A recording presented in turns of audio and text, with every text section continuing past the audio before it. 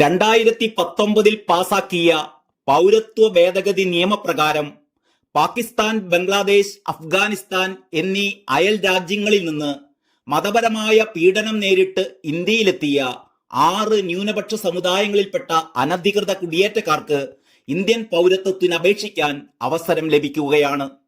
2014 December 31 മുമ്പ് ഇന്ത്യയിലേക്ക് കുടിയേറിയ ഹിന്ദു, സിഖ്, ജൈന, ബുദ്ധ, പാഴ്സി, ക്രിസ്ത്യൻ എന്നീ വിഭാഗങ്ങളിൽപ്പെട്ടവർക്കാണ് പൗരത്വം ലഭിക്കുക. ഇവിടെയുള്ള ആർക്കും പൗരത്വം നിഷേധിക്കുന്ന നിയമമല്ല ഇത്. അയൽ ഇസ്ലാമിക രാജ്യങ്ങളിൽ നിന്ന് പെർസിക്യൂഷൻ മൂലം അഥവാ മതപരമായ വിവേചനം മൂലം, മതപരമായ പീഡനം മൂലം നാടുവിട്ടോടിയ അന്യമതക്കാർക്ക് പൗരത്വം കൊടുക്കാനുള്ള നിയമമാണിത്.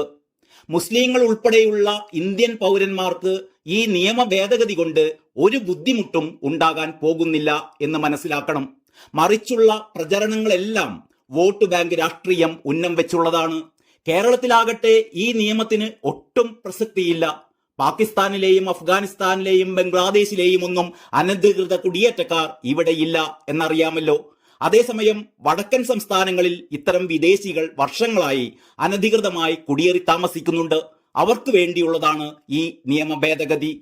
ഒന്നുകൂടി വ്യക്തമാക്കട്ടെ, ഇന്ത്യയിലെ ഒരു പൗരനെയും CAA ബാധിക്കില്ല.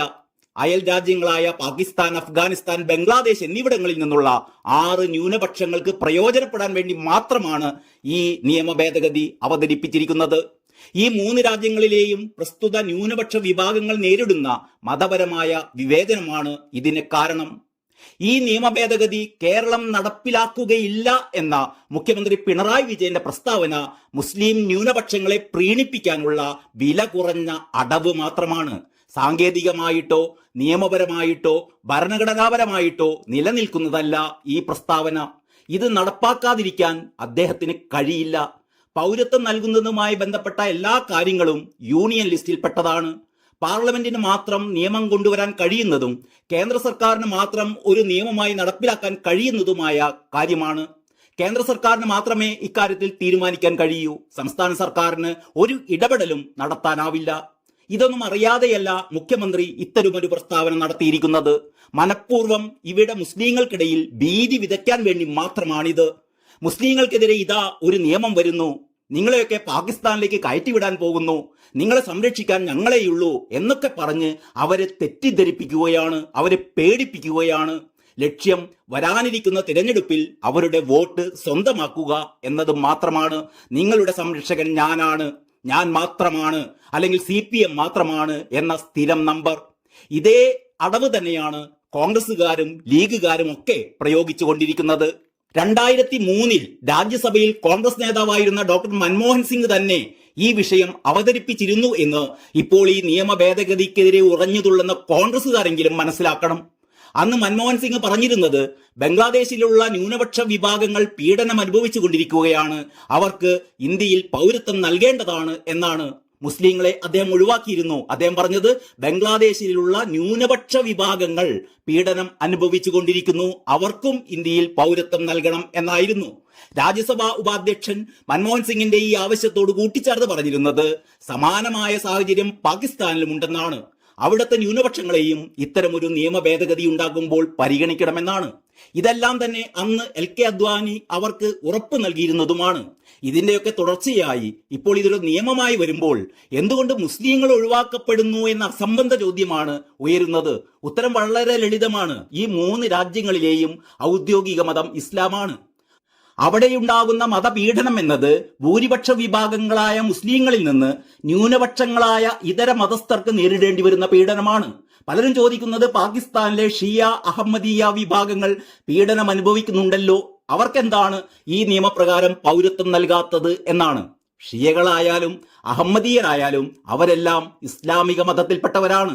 ഒരു മതവിഭാഗത്തിൽപ്പെട്ട ഒരു സെക്റ്റിൽ നിന്ന് അതേ മതവിഭാഗത്തിൽപ്പെട്ട മറ്റൊരു സെക്ട് ഏൽക്കുന്ന പീഡനം മതപീഡനം എന്ന പരിധിയിൽ വരില്ല. ഇത് ഐക്യരാഷ്ട്ര സംഘടന പോലും അംഗീകരിച്ച കാര്യമാണ്. അത് സെക്ടേറിയൻ പെർസിക്യൂഷൻ എന്ന രീതിയിലാണ് കാണേണ്ടത്. ഈ നിയമത്തിൽ പറയുന്നത് റിലീജിയസ് പെർസിക്യൂഷനെ കുറിച്ചാണ്.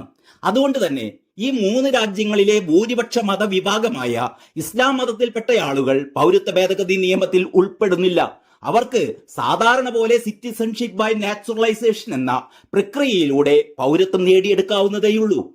ഇന്ത്യയിലുള്ള മുസ്ലിങ്ങളുടെ പൗരത്വം നഷ്ടപ്പെടുത്തുന്നതിന് വേണ്ടിയാണ് ഈ നിയമം എന്ന് പറയുന്നവരും വിദേശത്തുള്ള മുസ്ലിങ്ങൾക്ക് ഇന്ത്യയിൽ ഇനി പൗരത്വം ലഭിക്കില്ല എന്ന് പ്രചരിപ്പിക്കുന്നവരും തെറ്റിദ്ധാരണ പരത്തുകയാണ്. അവരുടെ താല്പര്യം എന്ന് പറയുന്നത് ന്യൂനപക്ഷങ്ങൾക്കിടയിൽ ഭീതി വിതച്ച് വോട്ട് കൊയ്യുക എന്നത് മാത്രമാണ്. രാഷ്ട്രീയമായ ലക്ഷ്യത്തിനു വേണ്ടി ഒരു മതവിഭാഗത്തിനെ ഭീതിയിൽപ്പെടുത്തുകയാണ് ഇവർ. മുസ്ലിം ന്യൂനപക്ഷങ്ങളെ രണ്ടാം തരം പൗരന്മാരായി കണക്കാക്കുന്നതാണ് പൗരത്വ നിയമ ഭേദഗതി നിയമം എന്ന മുഖ്യമന്ത്രിയുടെ പ്രസ്താവന തീർത്തും തെറ്റാണ്, തീർത്തും അബദ്ധമാണ്. ജനങ്ങളെ വിഭജിക്കാനും വർഗീയ വികാരം കുത്തിയിളക്കാനും ഭരണഘടനയുടെ അടിസ്ഥാന തത്വങ്ങളെ തന്നെ കാറ്റിൽ പറത്താനുമുള്ളതാണ് നീക്കം എന്നൊക്കെയാണ് മുഖ്യമന്ത്രി പറയുന്നത്. തുല്യ അവകാശങ്ങളുള്ള ഇന്ത്യൻ പൗരന്മാരെ പല തട്ടുകളാക്കാനുള്ള ഈ നിയമം ഒറ്റക്കെട്ടായി എതിർക്കേണ്ടതാണെന്നും അദ്ദേഹം ചൂണ്ടിക്കാട്ടുന്നു. അവാസ്തവമായ കാര്യങ്ങളാണിതെല്ലാം. സംഘപരിവാറിന്റെ ഹിന്ദുത്വ വർഗീയ അജണ്ടയുടെ ഭാഗമായി മാത്രമേ ഇതിനെ കാണാൻ കഴിയൂ എന്നാണ് മുഖ്യമന്ത്രി പറയുന്നത്. മതാടിസ്ഥാനത്തിൽ ഇന്ത്യൻ പൗരത്വത്തെ നിർവചിക്കുകയാണ് കേന്ദ്ര സർക്കാർ എന്നും ഇത് മാനവികതയോടും രാജ്യത്തിന്റെ പാരമ്പര്യത്തോടും ജനങ്ങളോടുമുള്ള തുറന്ന വെല്ലുവിളിയാണെന്നും കൂടി മുഖ്യമന്ത്രി പറഞ്ഞു വെക്കുന്നു. ഒട്ടും ശരിയല്ല അദ്ദേഹത്തിന്റെ ഈ നിരീക്ഷണങ്ങളെന്ന് വിനയപൂർവ്വം ഓർമ്മിപ്പിച്ചുകൊണ്ട് നിർത്തട്ടെ. നന്ദി, നമസ്കാരം.